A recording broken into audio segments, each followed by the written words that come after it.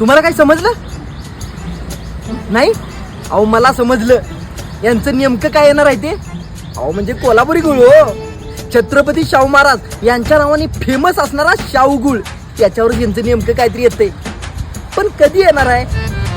हा कधी येणार आहे? थांब थांब फोनच करूया आपण. हॅलो. हा हा. अरे अरे होय. अरे तारीख तरी सांग. हॅलो. 22 काय ठेवला? 22 म्हटला. आता 22 काय? हा 22 जणांना पाठवायचं असणार. मी तर 22 जणांना शेअर करतो. तुम्ही पण करा.